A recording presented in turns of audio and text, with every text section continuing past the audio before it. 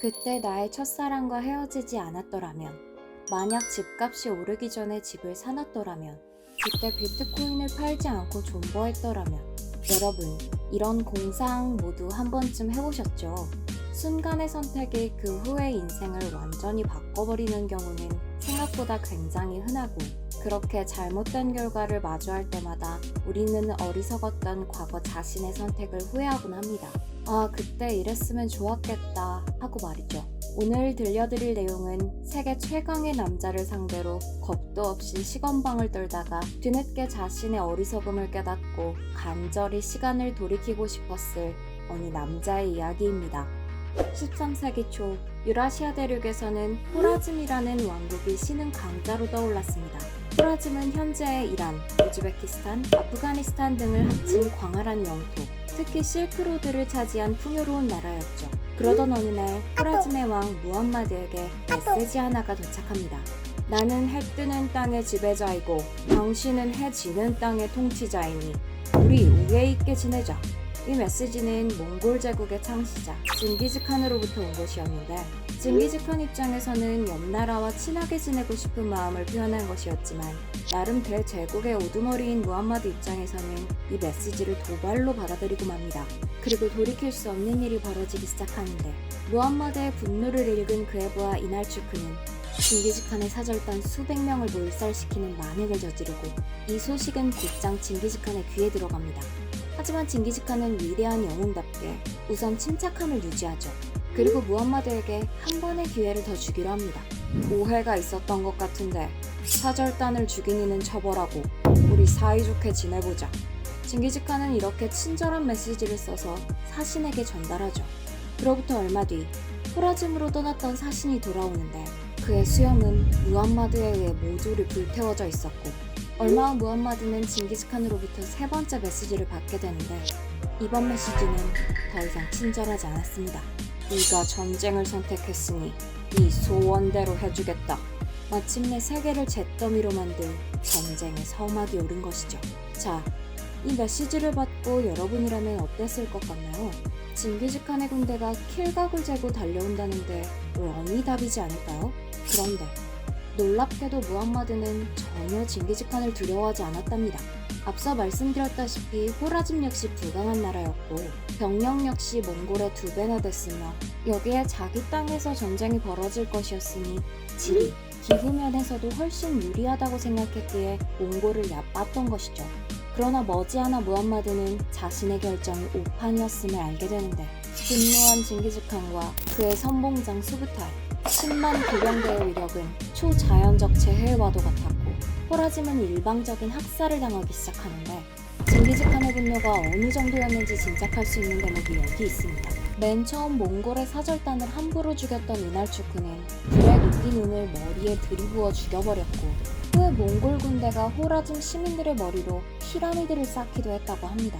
일이 이렇게 되자 무함마드는 모든 판단력을 상실해버리고 패닉 상태에 빠져 도망을 쳐버렸고, 징기즈칸은 선봉장 수부타이에게 2만의 병사를 주고 무함마드를 추격하라고 명령하는데, 이 추격 과정에서 수부타이가 지나갔던 모든 지역, 즉 이란, 이라크, 코카서스, 투르크, 킵차, 키예프 공국이 모조리 몽골군의 말발구 말에 짓밟히게 됩니다.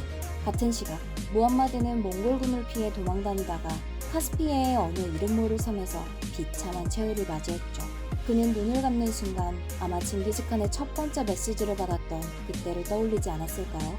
그때 만약 내가 다른 선택을 했다면 하고 말이죠. 하지만 역사에 만약이란 없는 법이고, 시간이 흘러 위대한 징기즈칸 역시 죽음을 맞이한 뒤 그의 아들 오고타이가 2대 칸으로 즉위합니다. 그리고 이제 몽골 제국의 세계 정복이 시작되는데, 징기즈칸 때의 원정이 복수의 성격이 강했다면 오고타이 칸 때의 원정은 몽골 제국의 힘을 세상에 보여주겠다는 진정한 의미의 정복 전쟁에 가깝습니다. 이 전쟁의 중심에는 전쟁의 귀신이라 불렸던 수부타이가 있었는데, 그는 과거 징기즈칸에게 충성을 맹세하며 이렇게 말했다고 하죠. 펠트천이 바람으로부터 칸을 보호하듯 제가 칸의 모든 적을 막겠나이다. 충성과 간지가 폭발하는 수부타이는 지략과 무력도 대단했는데, 그는 역사에 기록된 것만 65번의 전쟁 승리라는 말도 안 되는 기록을 가지고 있습니다. 중세 시기의 전쟁에서 패배란 곧 죽음을 뜻하는 것이었으니 65번의 승리가 무엇을 의미하는 것인지, 그가 대체 왜 전쟁의 귀신이라 불렸던 것인지 짐작이 되실 텐데요. 자, 그렇다면 이렇게 훌륭한 총사령관 수부타이와 더불어 몽골군 자체의 능력은 어땠을까요? 대체 얼마나 뛰어난 군사들이었기에 그들은 인류 역사에서 가장 넓은 영토를 차지할 수 있었던 것일까요? 몽골 군대는 고도의 기동성을 가졌는데 그들의 진격 속도는 상식을 초월할 정도로 빨라서 오죽하면 침공 소식보다 몽골 군대가 먼저 도착할 정도였습니다. 이런 기동성의 비결은 먼저 몽고마에 있는데, 몽고마는 몸집이 왜소하고 속도가 느리다는 단점이 있지만 그 어떤 환경에서도 살아남을 수 있는 적응력과 강인한 체력을 가지고 있습니다. 또 여기에 대량의 마요를 제공하기 때문에 많은 물자 없이도 군사들이 장거리를 이동할 수 있도록 해주죠. 또 다른 비결은 몽고인들이 유목민 출신이란 것입니다. 따라서 이들에게 이동과 굶주림은 일상 그 자체였는데, 몽고 군대는 이를 전투력으로 이용했고 결과적으로 몽골의 군사들은 호전적인 동시에 상당히 잔인한 전사가 되었던 것이죠. 세상에서 제일 무서운 것은 노력하는 천재 아닐까요? 몽골 군대는 수많은 나라들과 전쟁을 치르면서 단순히 빠른 기병에 의존하던 기존의 전술을 수정, 한족이 새로 발명한 화약을 운용하거나 전쟁 물자와 전투 장비, 전투 방식의 다양화를 시도했습니다.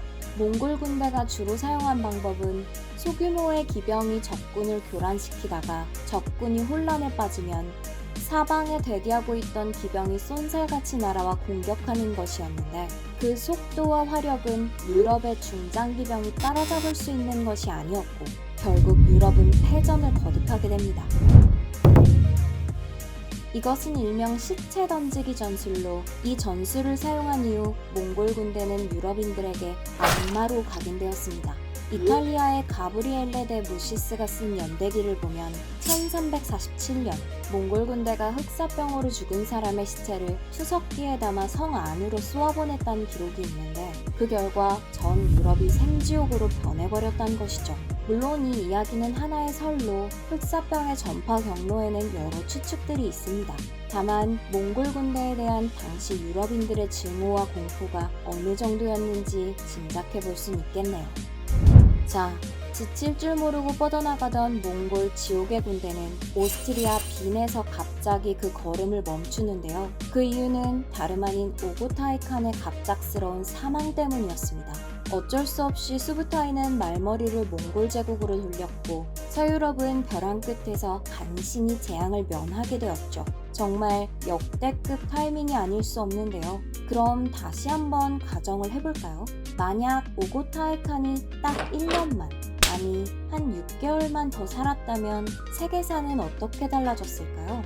영국의 해가 지지 않는 제국, 태양왕 루이 14세, 스페인의 무적 함대가 가능했을까요? 만약 여러분이 13세기로 돌아가 고려의 왕이 된다면 그 중요한 터닝포인트에서 여러분은 어떤 선택을 하실 건가요? 영상이 재미있으셨다면 구독과 좋아요 부탁드리겠습니다. 감사합니다. 벌거벗은 지식님이었습니다.